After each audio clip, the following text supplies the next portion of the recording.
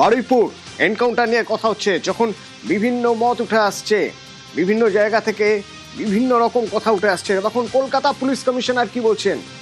Kolkata police commissioner বলছেন আত্মরক্ষা অধিকার।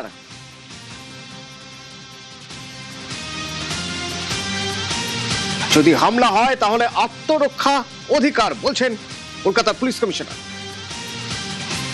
এরকম যদি পুলিশের উপরে কেউ আঘাত করে বা আঘাত করার চেষ্টা করে, তো পুলিশ যেটা কাজ করে আত্মরক্ষার্থে, ওটা তো পুলিশ করবেই। তা যে কোনো জায়গা হতে পারে, এখানে তো কোনো বাউন্ডারি বলে কলকাতা বা এরকম নেই। তো within legal limits, if police is attacked, তো police has got all right of self defence.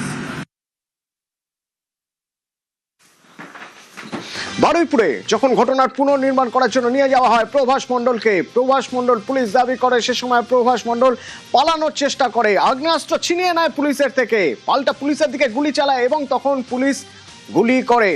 ঠিক এই ঘটনার প্রেক্ষিতে কলকাতা পুলিশ কমিশনার বলছেন যদি হামলা হয় তাহলে আত্মরক্ষা অধিকার। এরকম যদি পুলিশের উপরে কেউ আঘাত করে বা আঘাত করার চেষ্টা করে, তো পুলিশ যেটা কাজ করে আত্মরক্ষার্থে, ওটা তো পুলিশ করবেই। তা যে কোনো জায়গা হতে পারে, এখানে তো কোনো বাউন্ডারি বলে কলকাতা বা এরকম নেই। তো within legal limits, if police is attacked, তো police has got all right of self defence. Police কি বলছেন? পালাতে গিয়েছিল প্রভাস মণ্ডল এবং পুলিশের কাছ থেকে আগ্নেয়াস্ত্র ছিনিয়ে নিয়ে পুলিশকে গুলি করে পালাতে গিয়েছিল। এনকাউন্টার, মৃত্যু, পুলিশের পাল্টা গুলিতে মৃত্যু প্রভাস মণ্ডলের। সেই প্রভাস মণ্ডলের যখন পোস্টমর্টম হচ্ছে, পোস্টমর্টম রিপোর্ট কিন্তু পুলিশের তত্ত্বকেই আরো জোরালো করে তুলছে। প্রভাসের যে ময়নাতদন্তের রিপোর্ট, তাতে পুলিশ যা বলছে, পুলিশের তত্ত্বই আরো জোরালো হচ্ছে। কেন এই কথা বলা হচ্ছে জানবো, কি রয়েছে ওই রিপোর্টে। আমার সঙ্গে অভিজিৎ রয়েছে সরাসরি। অভিজিৎ। অতনু, রাজ্যের ইতিহাসে প্রথম পোস্টমর্টেম হওয়ার আগে কোনো দেহের এক্সরে করা হয়। বারুইপুরের ঘটনা, বারুইপুরের যৌন নির্যাতিতা খুন হওয়া ওই নাবালিকার প্রধান অভিযুক্ত প্রভাস মণ্ডল, তাকে গতকাল রাতে এনকাউন্টার করা হয় এবং সেই এনকাউন্টারে করার পর তার যে পোস্টমর্টেম এবং এক্সরে রিপোর্ট, সেই এক্সরে রিপোর্টে কি বলছে, শরীরে বুলেট বা তার অন্য কোনো অংশ বিশেষ না পাওয়া গেলেও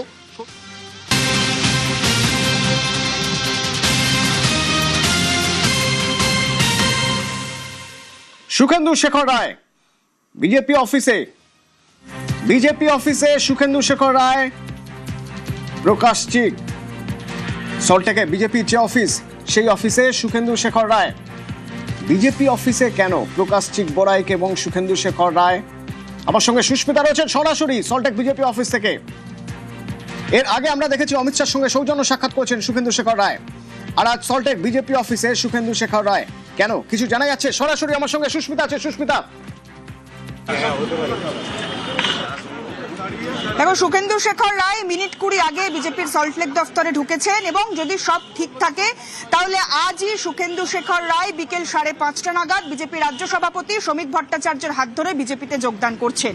এর আগেই আমরা দেখেছি অমিত শাহের সফর 6 জুলাই, শ্যামাপ্রসাদ মুখোপাধ্যায়ের জন্মবার্ষিকী, সেদিনই সৌজন্য সাক্ষাৎ বলেই অমিত শাহের সঙ্গে সাক্ষাৎ সেরেছিলেন সুখেন্দু শেখর রায়। এবং এর আগেও মালদায় প্রধানমন্ত্রী নরেন্দ্র মোদীর সভায় সুখেন্দু শেখর রায়ের বাবার ছবি, প্রতিকৃতি, সেটি তুলে দিয়েছিলেন শ্রমিক ভট্টাচার্য নরেন্দ্র মোদীর হাতে। সুতরাং আগামীতে সুখেন্দু শেখর রায় তিনি বিজেপিতে যোগদান করার পর রাজ্যসভার সাংসদের টিকিট পেতে পারেন, এমনটাই বিজেপি সূত্রে খবর। এবং কিছুক্ষণ আগেই সুখেন্দু শেখর রায় তিনি সল্টলেক বিজেপি দপ্তরে প্রবেশ করেছেন। তিনি এই মুহূর্তে সল্টলেক বিজেপি দপ্তরের 3 তলায় সাধারণ সম্পাদক যাদের সঙ্গে রয়েছেন তাদের সঙ্গে এই মুহূর্তে বসে কথা বলছেন, আলোচনা সারছেন। তবে আগামী দিনে সুখেন্দু শেখর রায় তিনি আগামী দিনে রাজ্যসভার সাংসদের প্রার্থী পদ পেতে পারেন বিজেপির তরফ থেকে, এমনটাই বিজেপির সূত্রে খবর। এবং আর কিছুক্ষণের অপেক্ষা, একেবারে সময়, নির্ধারিত সময় বিকেল 5টা নাগাদ শ্রমিক ভট্টাচার্যের সাংবাদিক সম্মেলন রয়েছে সল্টলেক বিজেপি দফতরে এবং সেখান থেকেই বিজেপির পতাকা হাতে নিতে পারেন সুখেন্দু শেখর রায়, এমনটাই সূত্র মারফত জানা যাচ্ছে। সল্টলেক বিজেপি দফতরে রয়েছে এই মুহূর্তে দাঁড়িয়ে এবং কিছুক্ষণ আগেই সুখেন্দু শেখর রায় তিনি এই সল্টলেক বিজেপি দফতরে প্রবেশ করেছেন এবং আগামীতে সব ঠিক থাকলে আজই শ্রমিক ভট্টাচার্যের হাত থেকে সুখেন্দু শেখর রায় তিনি সাংবাদিক সম্মেলনের মাধ্যমে এই সল্টলেক বিজেপি দফতর থেকেই বিজেপিতে যোগদান করবেন এবং যদি আবারও রাজনৈতিক সব সমীকরণ মিলে যায় তাহলে আগামীতে রাজ্যসভার সাংসদ পদপ্রার্থী হিসেবে বিজেপির তরফ থেকে রাজ্যসভায় যেতে পারেন সুখেন্দু শেখর রায়, এমনটাই বিজেপি সূত্রে খবর। সুস্মিতা, প্রকাশচিক বড়াইকের ক্ষেত্রেও কি একই কথা প্রযোজ্য? দেখো, একই কথা প্রযোজ্য এবং ছবিটা আর কিছুক্ষণের মধ্যেই বোধহয় স্পষ্ট হবে। তার কারণ এই যে জায়গায় দাঁড়িয়ে রয়েছে বিজেপি সদর দফতরে ঢোকার একেবারেই রাস্তা, সেখান থেকেই প্রকাশচিক বড়াইকও আর কিছুক্ষণের মধ্যেই প্রবেশ করতে পারেন এই বিজেপি সল্টলেক দফতরে, এমনটাই সূত্রের খবর। প্রকাশচিক বড়াইক তারও প্রবেশের সম্ভাবনা 90% এবং ইতিমধ্যেই প্রবেশ করেছেন সল্টলেক বিজেপি দফতরে সুখেন্দু শেখর রায় এবং আর কিছুক্ষণের মধ্যেই প্রকাশচিক বড়াইকেরও প্রবেশ করার কথা রয়েছে। সুতরাং আজই রাজ্যসভার তৃণমূল কংগ্রেসের প্রাক্তন হিসেবে বা তৃণমূল কংগ্রেসের 2 সদস্য, গুরুত্বপূর্ণ সদস্য যারা সংসদীয় রাজনীতিতে তৃণমূলকে এতদিন ধরে রিপ্রেজেন্ট করে এসেছেন, তাদের বিজেপিতে যোগদানের সম্ভাবনা আরো বেশি করে জোরালো হচ্ছে। মিনিট 20 আগে সুখেন্দু শেখর রায় প্রবেশ করেছেন এবং আর কিছুক্ষণের মধ্যেই প্রকাশচিক বড়াইক তিনিও প্রবেশ করতে পারেন বলে সূত্র মারফত জানা যাচ্ছে। সুতরাং আর কিছুক্ষণের মধ্যে স্পষ্ট হবে প্রকাশচিক বড়াইক এবং সুখেন্দু শেখর রায় দুজনেই আজ সল্টলেক বিজেপি দফতরে রাজ্য সভাপতি শ্রমিক ভট্টাচার্যের হাত ধরেই বিজেপিতে যোগদান করেন কিনা। তবে সুখেন্দু শেখর রায়ের ক্ষেত্রে 99% নিশ্চিত হওয়া যাচ্ছে সূত্র মারফত খবর অনুযায়ী যে আজই সুখেন্দু শেখর রায় তিনি বিজেপিতে যোগদান করছেন এবং আগামীতে তিনি রাজ্যসভার পদপ্রার্থী হিসেবে বিজেপির হয়ে যেতে চলেছেন রাজ্যসভায়, এমনটাই সূত্র বলছে। তবে প্রকাশচিক বড়াইক এখনো পর্যন্ত প্রবেশ করেননি সল্টলেক দফতরে, তিনি আর কিছুক্ষণের মধ্যেই প্রবেশ করবেন, এমনটাই সল্টলেক বিজেপি সূত্রে খবর। সুস্মিতা ঠিকই বলেছে, সুখেন্দু শেখর রায় এবং প্রকাশচিক বড়াইক দুজনেই দীর্ঘদিন সংসদীয় রাজনীতির সঙ্গে রয়েছেন এবং বিশিষ্ট রাজনীতিবিদ, আইনজীবী। তৃণমূল কংগ্রেসের সঙ্গে সুখেন্দু শেখর রায় বহুদিন ধরে যুক্ত। 2026 অর্থাৎ গত মাসে 2026-এর জুন অর্থাৎ গত মাসেই তিনি রাজ্যসভার সাংসদ পদ থেকে ইস্তফা দিয়েছিলেন এবং একই সঙ্গে তারই কদিনের মধ্যে দেখা গেল প্রকাশচিক বড়াইক, তিনিও প্রকাশচিক বড়াইকও রাজ্যসভার সাংসদ পদ থেকে ইস্তফা দিয়েছিলেন। সেই সুখেন্দু শেখর রায় অমিত শাহ যখন কলকাতায়, তখন অমিত শাহর সঙ্গে দেখা করেন। শ্যামাপ্রসাদ মুখোপাধ্যায়ের জন্মবার্ষিকী উপলক্ষে যখন অমিত শাহ কলকাতায় আসেন তার সঙ্গে দেখা করেন সুখেন্দু শেখর রায়। এখন তিনি বিজেপি অফিসে এবং বিজেপিতে যোগদান শুধুমাত্র সময়ের অপেক্ষা, কারণ আনুষ্ঠানিক ঘোষণা কিছুক্ষণের মধ্যেই হয়তো হয়ে যেতে পারে। শ্রমিক ভট্টাচার্য কিছুক্ষণের মধ্যেই প্রেস মিট করবেন। নিউজ 18 বাংলায় এক্সক্লুসিভ তার যে বক্তব্য ছিল সুখেন্দু শেখর রায়, একবার শোনাবো। সময় এবং সুযোগ কি খুব শীঘ্রই আসতে চলেছে? আপনাকে কি নতুন রাজনৈতিক ভাবে দেখা যাবে? সেটা নির্ভর করছে সবকিছু পরিস্থিতির উপরে। আর আমার কাছেও যে ব্রহ্মাস্ত্র আছে সেটা যদি আমি বাজারে ছাড়ি, আমি অনেক অপমান সহ্য করে আমি পাপের ভাগী হব না, কারণ আমি কোনো পাপ করিনি। তবে হ্যাঁ, পাপীদের সঙ্গে ছিলাম, এটা একটা পাপ, তার প্রায়শ্চিত্ত আমায় করতে হবে। তো তার প্রায়শ্চিত্ত করতে গেলে আজকে নরেন্দ্র মোদী এবং তার মন্ত্রিমণ্ডল, তার ভারতীয় জনতা পার্টি পশ্চিমবাংলার মরুভূমিতে যদি বন উদ্যান তৈরি করতে পারে, তাহলে একজন নাগরিক হিসেবে আমার উচিত কি তাকে সমর্থন করা নয়?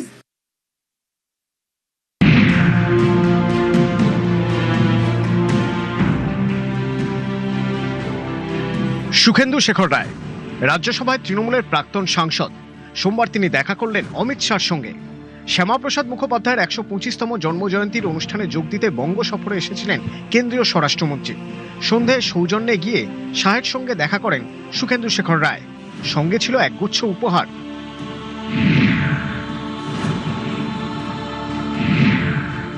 সূত্রের খবর, অবনীন্দ্রনাথ ঠাকুরের বঙ্গভঙ্গ বিরোধী আন্দোলনের সময় আঁকা ভারত মাতার ছবি শাহকে উপহার দেন সুখেন্দু শেখর রায়। এছাড়াও ছিল শ্যামাপ্রসাদ মুখোপাধ্যায়ের বিরল ছবি। শাহকে বেঙ্গল বাউন্ডারি কমিশন সংক্রান্ত কিছু নথি উপহার দিয়েছেন প্রাক্তন তৃণমূল সাংসদ। এই কমিশনের অন্যতম পুরোধা ছিলেন তার বাবা শিবেন্দু শেখর রায়। আমার কাছে কিছু স্মারক আছে, এই স্মারকগুলো আপনার হাতে তুলে দিতে চাই।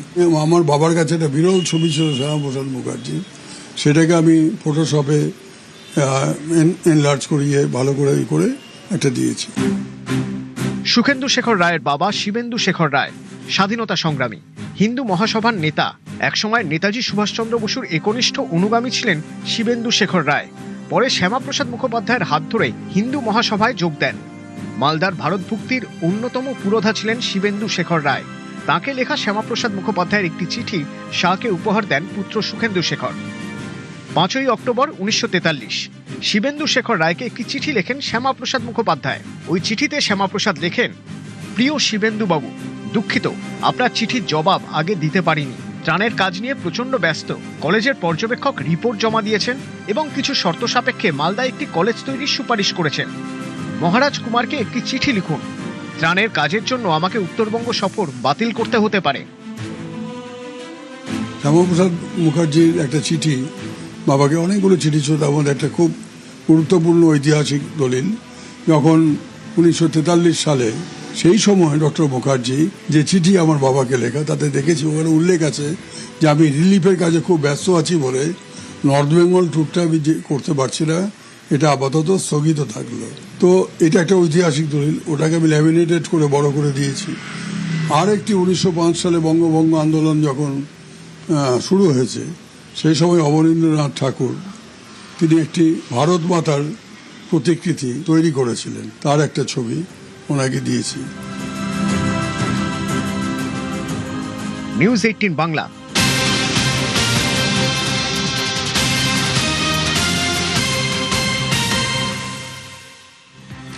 সুস্মিতা যেমন আমার সঙ্গে ছিল, আবির আছে আমার সঙ্গে সরাসরি। আবিরের সঙ্গে একবার কথা বলবো। আবির, ঠিক 1 মাস আগে, অর্থাৎ আমি যদি জুন মাসের কথা বলি, সুখেন্দু শেখর রায় এবং প্রকাশচিক বড়াইক তারা দুজনের সাংসদ পদ থেকে ইস্তফা দিয়েছিলেন। মাঝে 1 মাসের ব্যবধান, 24 তারিখে আবার ভোট, যেহেতু তারা আবার ইস্তফা দেওয়ার পরে 2টি আসন এবং তার পাশাপাশি সুস্মিতাদের ইস্তফা দেওয়ার ফলে 3টি আসন খালি হয়েছে। এক্ষেত্রে বিজেপিতে যোগ দেওয়া এখন শুধু আনুষ্ঠানিকভাবে ঘোষণার সময়ের অপেক্ষা। সুখেন্দু শেখর রায়ের ক্ষেত্রে, প্রকাশচিক বড়াইকের ক্ষেত্রেও বলা যেতে পারে।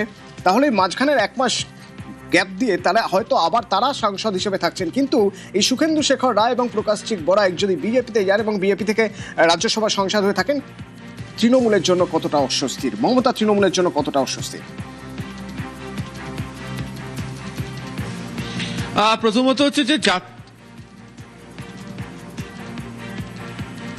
প্রথমত হচ্ছে যে জাতীয় রাজনীতির ক্ষেত্রে দাঁড়িয়ে বিজেপি শিবিরের তরফ থেকে একটা বড় যে বলতে গেলে ঝটকা, সেটা তৃণমূল কংগ্রেসকে তারা দিয়ে দেবে। তার কারণ হচ্ছে যে সুখেন্দু শেখর রায় শুধুমাত্র তৃণমূল কংগ্রেসের সাংসদ হিসাবে নয়, তার সঙ্গে দীর্ঘদিন ধরে যে দিল্লির যে রাজনীতি, তার একটা জাতীয় স্তরের রাজনীতির অত্যন্ত সম্পর্ক ছিল।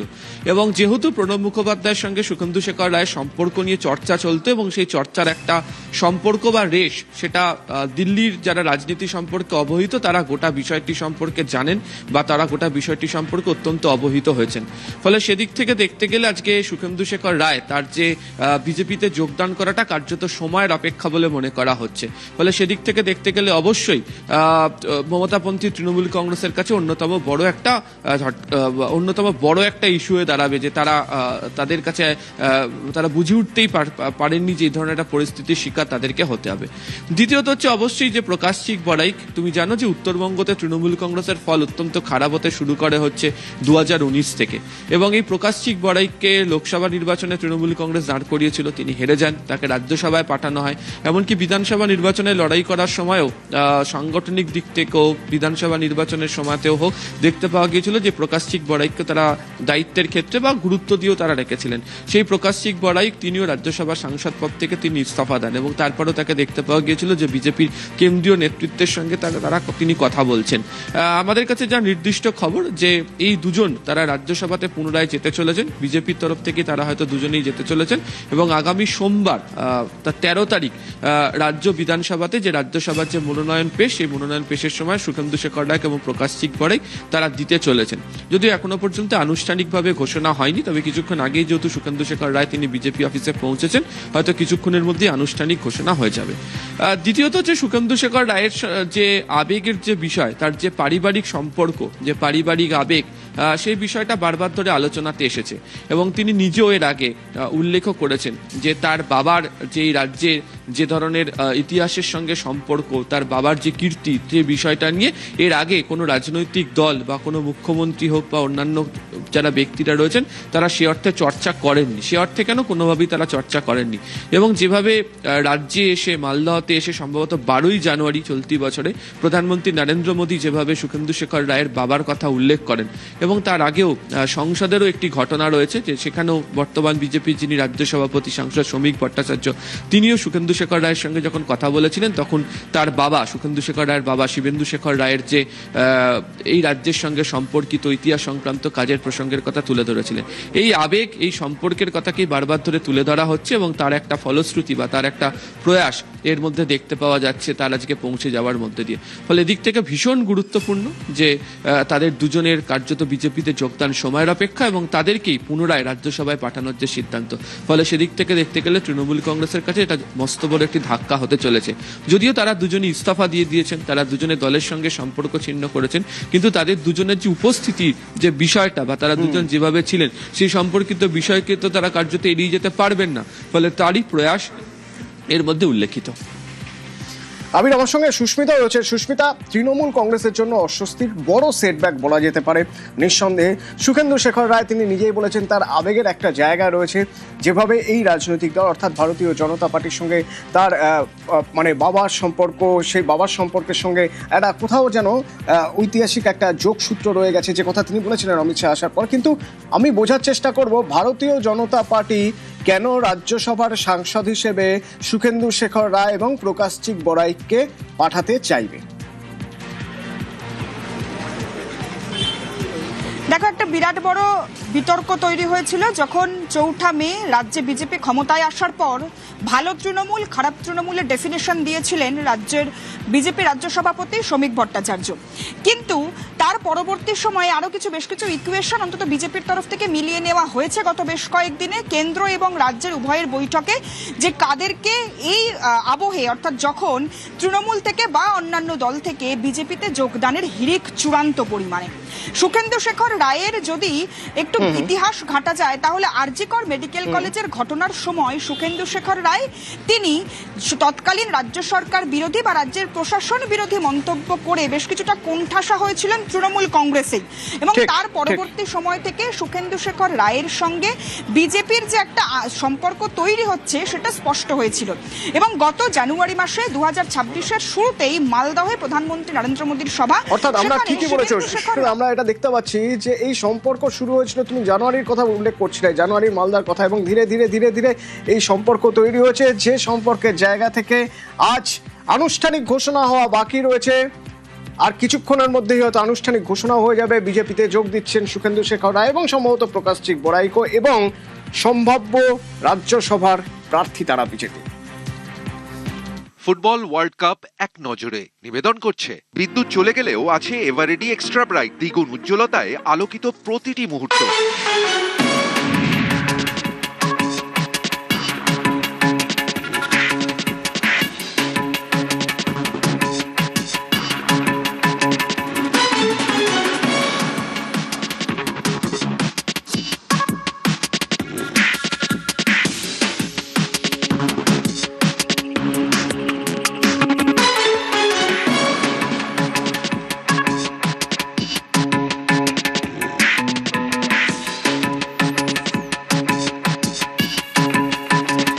ফুটবল ওয়ার্ল্ড কাপ এক নজরে নিবেদন করল বিদ্যুৎ চলে গেলেও আছে এভারেডি এক্সট্রা ব্রাইট, দ্বিগুণ উজ্জ্বলতায় আলোকিত প্রতিটি মুহূর্ত।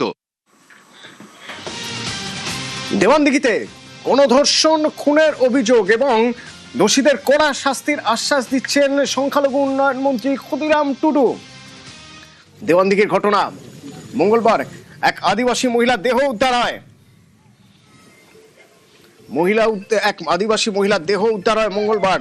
অভিযোগ ওঠে গণধর্ষণ খুনের। 2 জনকে গ্রেপ্তার করা হয়, তাদের কঠিন শাস্তির দাবি করে পরিবার, দোষীদের ফাঁসির দাবি করেন। আশ্বাস দিয়েছেন মন্ত্রী ক্ষুদিরাম টুডু, চরম শাস্তি হবে তাদের। আরো জানবো, আমার সঙ্গে শরদিন্দু আছে সরাসরি। শরদিন্দু, দেওয়ানদিঘিতে গণধর্ষণ ও খুনের ঘটনা, নির্যাতিতার বাড়িতে গিয়ে পরিবারের সদস্যদের সব রকম সাহায্যের আশ্বাস দিলেন মন্ত্রী ক্ষুদিরাম টুডু। সেই সঙ্গে অপরাধীদের দৃষ্টান্তমূলক শাস্তিরও তিনি আশ্বাস দিয়েছেন এবং তিনি যেটা বলেছেন যে আমাদের সরকার কোন স্ট্যান্ড পয়েন্ট, কোনো অপরাধ, কোনো গুন্ডামিগিরি পশ্চিমবাংলায় চলবে না। আমরা পশ্চিমবাংলা থেকে গুন্ডা সাফ করে দেব, অপরাধীরা ধরা পড়ুক, সাজা পাক, ফাঁসি হোক, যাতে এই ধরনের অপরাধ করার আগে তারা 10 বার ভাবতে হয়। এই বার্তাই কিন্তু মন্ত্রী দিলেন এবং পরিবারের সদস্যদের সঙ্গে তিনি কথা বলেন এবং 2 জন ইতিমধ্যেই গ্রেপ্তার আছে। আর কারা জড়িত সেসব জানার চেষ্টা চলছে বলে আমরা পুলিশ সূত্রে জানতে পারছি। সরেন্দ্র, সঙ্গে থাকো। ক্ষুদিরাম টুডুর বক্তব্য শুনবো। সংখ্যালঘু উন্নয়ন মন্ত্রী ক্ষুদিরাম টুডু কড়া শাস্তির আশ্বাস দিয়েছেন, দোষীদের ছাড়া হবে না কোনোভাবেই। শুনুন। অপরাধীরা যেন শাস্তি পাক, এটা ওনারাও চাইছে। আমরাও সরকারের পক্ষ থেকে যারা প্রকৃত অপরাধী দোষী সাব্যস্ত হলে অ্যাকর্ডিং টু গভর্নমেন্টের যে রুল, সেই রুল অনুযায়ী তারা সাজা পাবে, কেউ ছাড়া পাবে না। আমাদের সরকারের স্ট্যান্ড পয়েন্ট, কোনো অপরাধী, কোনো গুন্ডাগার্দি পশ্চিমবাংলায় চলবে না। দেওয়ানদিঘির ঘটনা, এই দেওয়ানদিঘির ঘটনায় মঙ্গলবার এক আদিবাসী মহিলার দেহ উদ্ধার হয়েছিল। অভিযোগ উঠেছিল গণধর্ষণ করে খুন করা হয়েছে, দুজনকে গ্রেপ্তারও করা হয়েছিল।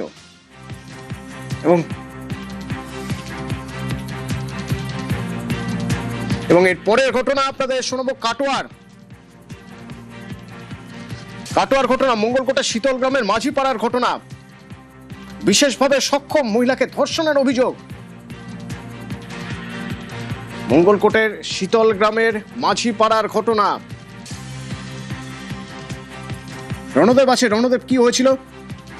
হ্যাঁ দেখো, ঘটনা যে ওই আত্মীয়র বাড়িতে এসেছিল অভিযুক্ত যুবক সুরজ মাঝি, এবং সেই আত্মীয়র বাড়িতে একটা অনুষ্ঠানে আসার পরে পূর্ব পরিচিত মুখ যে বিশেষভাবে সক্ষম গৃহবধূ, সে ওই একই এলাকারই বাসিন্দা, কেতুগ্রামের সীতাহাটি গ্রাম পঞ্চায়েত এলাকার নলিয়াপুরের ওই এলাকায় বাসিন্দা। পরিচয় থাকার সুবাদে ও শ্বশুর বাড়িতে গিয়ে ওঠে ওর বাবার সাথে, এবং তারপরে কেউ না থাকার ফলে গৃহবধূকে ধর্ষণ করে, এইরকমই অভিযোগ। এই অভিযোগ যখন যে গৃহবধূ তার বাবাকে ঘটনাটা জানায়, পরদিনই মঙ্গলকোট থানায় অভিযোগ দায়ের করা হয়, এবং অভিযোগ দায়েরের পর থেকেই কিন্তু অভিযুক্ত যুবক সুরজ মাঝি এলাকা ছাড়া ছিল। গতকাল তাকে কাটোয়া পৌরসভা মোড় থেকে গ্রেপ্তার করে মঙ্গলকোট থানার পুলিশ, এবং আজকে 7 দিনের নিজেদের হেফাজতে চেয়ে কাটোয়া মহকুমা আদালতে পেশ করেছে। অতনু।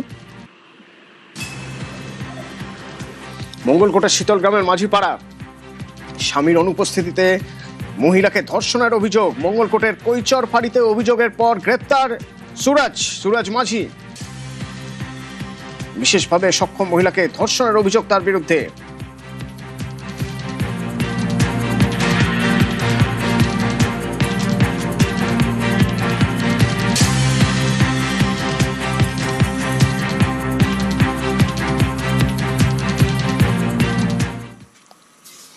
মেট্রোর কাজ চলছে জোর কদমে। এই মুহূর্তে কাজ ঠিক কোন জায়গায় আছে বলতে গেলে বলতে হয় ভিক্টোরিয়া পৌঁছলো দুর্গা। অর্থাৎ দুর্গা যে টানেল বোরিং মেশিন, মেট্রোর tunnel boring machine Durga Victoria স্টেশনে পৌঁছলো। মেট্রোর সুড়ঙ্গ খোঁড়ার কাজ শুরু হয়েছে মাটি থেকে 17 মিটার গভীরে। খিদিরপুর থেকে যে কাজ শুরু হয়েছিল 1 বছর আগে, খিদিরপুর থেকে কাজ শুরু হয়েছিল, ঠিক 1 বছর লাগলো। ভিক্টোরিয়ায় পৌঁছলো দুর্গা। আপডেট কি জানবো? আবির আছে আমার সঙ্গে। আবির,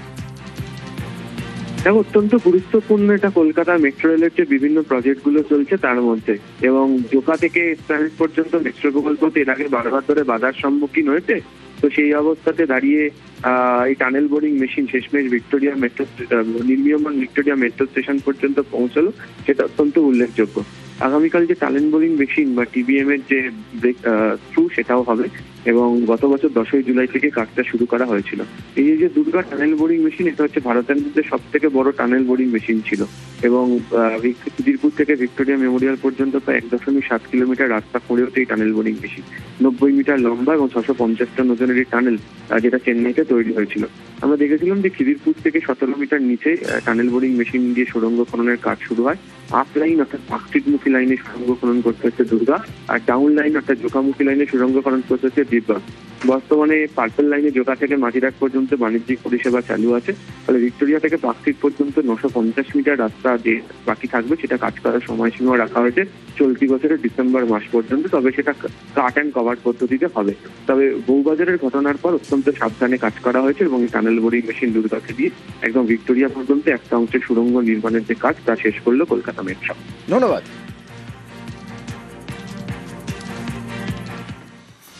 আচমকাই আসানসোল শহর পরিদর্শন করলেন পুরমন্ত্রী অগ্নিমিত্রা পাল।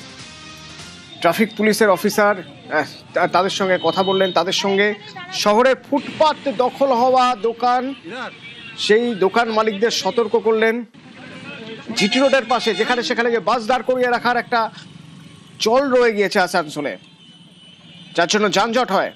তা দেখে ট্রাফিক অফিসারদের বাসগুলোর চাকা লক করে দেওয়ার বা চাকায় কাঁটা লাগানোর নির্দেশ দিলেন মন্ত্রী অগ্নিমিত্রা পাল, এবং তারপর জানিয়েছেন কোনোভাবেই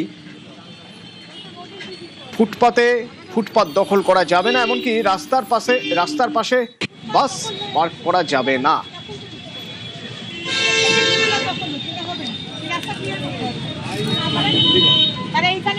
প্রথম লেভেল অফ ফুটপাথ হয়ে গেছে পুরো আসানসোল বাজারে। এখন সেই ফুটপাথের পিছনে আবার আরেকটা ফুটপাথ আসছে, সেকেন্ড লেভেল অফ ফুটপাথ। রাস্তার পাশেই দোকান, ঠেলা গাড়ি, ফলের দোকান দখল হয়ে যাচ্ছে, লোকের পার্কিং এর জায়গা নেই। তাই আজকে পার্কিং এর জায়গা দেখতে এসেছিলাম, আমরা দপ্তর থেকে আজকে পার্কিং এর জায়গা করবো যাতে মানুষের অসুবিধা না হয়। দিদি, অনেক অটোতে কমার্শিয়াল নাম্বার নেই কিন্তু তারা প্লাই করছে রাস্তায়। আমরা পরিবহন দপ্তর মন্ত্রী সম্মানীয় অর্জুন সিং মহাশয়কে আমি জানাবো বিষয়। আর বাসগুলো টার্মিনাল থেকে বেরিয়ে এসে রাস্তায় দাঁড়িয়ে প্যাসেঞ্জার তুলছে, রাস্তায় ট্রাফিক জ্যাম হচ্ছে, করা যাবে না। বাস টার্মিনাসের ভেতরে প্যাসেঞ্জার তুলবেন, তারপর বাইরে।